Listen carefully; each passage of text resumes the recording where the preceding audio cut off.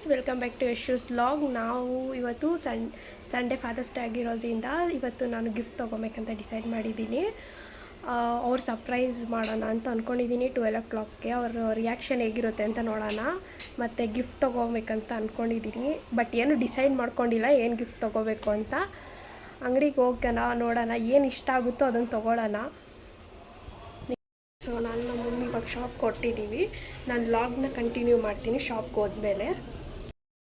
ಸಾರಿ guys, ನಾನು ವ್ಲಾಗ್ನ continue ಮಾಡೋಕ್ಕಾಗಿಲ್ಲ, ಅವರು ಶಾಪಲ್ಲಿ ಮಾಡಬೇಡ ಅಂತ ಕಾರಣಕ್ಕೆ.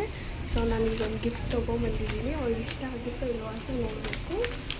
ಈ ಗಿಫ್ಟಲ್ಲಿ ಏನಿದೆ ಅಂತ ಅದು ಅವ್ರು ಅನ್ಬಾಕ್ಸಿಂಗ್ ಮಾಡಿದ್ಮೇಲೆ ನಿಮಗೂ ಗೊತ್ತಾಗುತ್ತೆ, ಸರ್ಪ್ರೈಸ್ ಆಗಿದೆ. ಸೊ ನೋಡೋದ ಬನ್ನಿ. ನೈಟ್ 12:05 ಆಗಿಬಿಟ್ಟಿತ್ತು. ನಮ್ಮಪ್ಪ ನೆಬ್ರಿಸೋಷ್ಟರಲ್ಲಿ ಪಾಪ ಅವ್ರು ಫುಲ್ ಡೀಪ್ ಸ್ಲೀಪಲ್ಲಿದ್ದರು. ಅವ್ರಿಗೆ ಒಂದು ಇಮ್ಯಾಜಿನೇಷನು ಇದ್ದಿಲ್ಲ ಇವತ್ತು ಫಾದರ್ಸ್ ಡೇ ವಿಶ್ ಮಾಡೋಕ್ಕೆ ಎಬ್ರಿಸ್ತಾ ಇದ್ದೀನಿ ಅಂತ. ಅವ್ರು ಯಾಕೆ ಅಂತವ್ರೆ. ಆಮೇಲೆ ಹಂಗೋ ಹಿಂಗೋ ಮಾಡಿ ಎಬ್ರಿಸ್ದೆ, ಏನೋ ಸರ್ಪ್ರೈಸ್ ಐತೆ ಅದು ಅಂತ. ಆಮೇಲೆ ಅವ್ರಿಗೆ ಆ ಗಿಫ್ಟನ್ನ ಕೊಟ್ಟೆ. ಆ ಗಿಫ್ಟನ್ನ ನೋಡ್ಬಿಟ್ಟು ಏನಿದು ಅಂತ ಕೇಳಿದ್ರು. ನಿಮ್ಗೆ ಆ ಗಿಫ್ಟಲ್ಲಿ ಏನಿದೆ ಅಂತ ಗೆಸ್ ಮಾಡಿ ಕಮೆಂಟಲ್ಲಿ ತಿಳಿಸಿ ಗೈಸ್.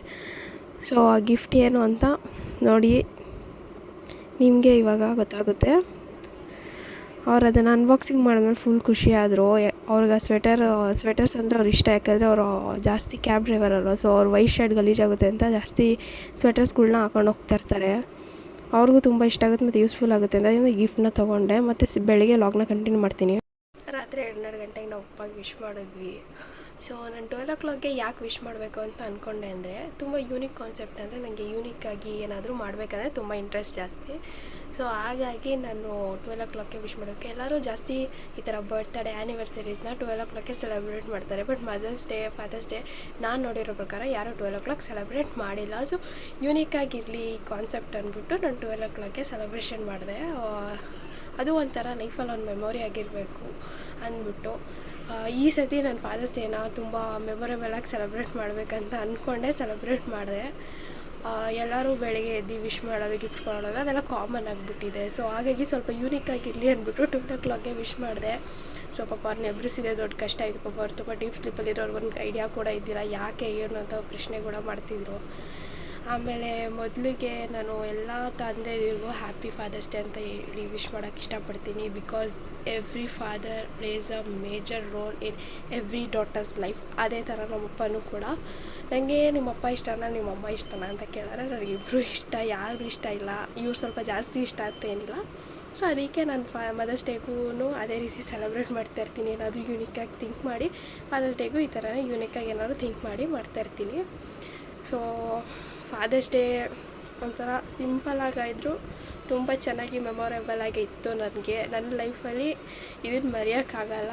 ಮತ್ತು ಆ ಸ್ವೆಟರ್ನು ತುಂಬ ಇಷ್ಟಪಟ್ಟು ಇವತ್ತು ಬೆಳಗ್ಗೆ ಕೆಲ್ಸಕ್ಕೆ ಅದೇ ಸ್ವೆಟರ್ ಹಾಕ್ಕೊಂಡು ಹೋಗೋದು ನಮ್ಮಪ್ಪ. ಅದನ್ನು ನೋಡಿ ನನಗೆ ಇದ್ದಿದ್ದು ಖುಷಿ ಆಯಿತು.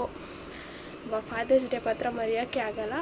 But father is a emotion in every daughter life. ಅದೇ ರೀತಿ ನನಗೂ ನಮ್ಮ ಅಪ್ಪ ಅಂದರೆ ಒಂದು ಸ್ವಲ್ಪ ಜಾಸ್ತಿನೇ emotion. Once again happy father's day daddy. ನಿಮಗೆ ಗಿಫ್ಟ್ ನೋಡಿ ಫುಲ್ ಖುಷಿ ಆಯಿತು ಅಂತ ಅಂದ್ಕೊಂಡಿದ್ದೀನಿ. ಲೈಫಲ್ಲಿ ಹಾಗೆ ಖುಷಿಯಾಗಿರಿ. ಲಾಗ್ ತುಂಬ ದೊಡ್ಡದಾಗಿ ಮಾಡೋಕ್ಕಾಗಿಲ್ಲ, ತುಂಬ ಚಿಕ್ಕದಾಗಿ ಆಗೋಗ್ಬಿಡ್ತು. ಅಲ್ಲಿ ಅಂಗಡಿಯಲ್ಲೆಲ್ಲ ಲಾಗ್ ಮಾಡೋಕ್ಕೆ ಅವ್ರು ಬಿಟ್ಟಿಲ್ಲ. ಈ ಲಾಗ್ ನಿಮಗೆ ಇಷ್ಟ ಆಗಿದ್ರೆ ಲೈಕ್ ಮಾಡಿ, ಶೇರ್ ಮಾಡಿ, ಸಬ್ಸ್ಕ್ರೈಬ್ ಮಾಡಿ. ಮತ್ತು ಕಮೆಂಟಲ್ಲಿ ತಿಳಿಸಿ ಗಿಫ್ಟಲ್ಲಿ ಏನಿತ್ತು ಅಂತ ನಿಮಗೆ ಗೆಸ್ ಮಾಡಿದ್ರೆ ಗಿಫ್ಟ್ ಅನ್ಬಾಕ್ಸಿಂಗ್ ಹಾಕಿಂತ ಮುಂಚೆ. ಮತ್ತು ಇದೇ ರೀತಿ ನನ್ನ ಎಲ್ಲ ಲಾಗ್ ನೋಟಿಫಿಕೇಷನ್ಗೋಸ್ಕರ ಸಬ್ಸ್ಕ್ರೈಬ್ ಮಾಡ್ಕೊಳ್ಳಿ. ಬೆಲ್ಲೈಕನ್ನ ಕ್ಲಿಕ್ ಮಾಡೋಣ ಬರಿಬೇಡಿ.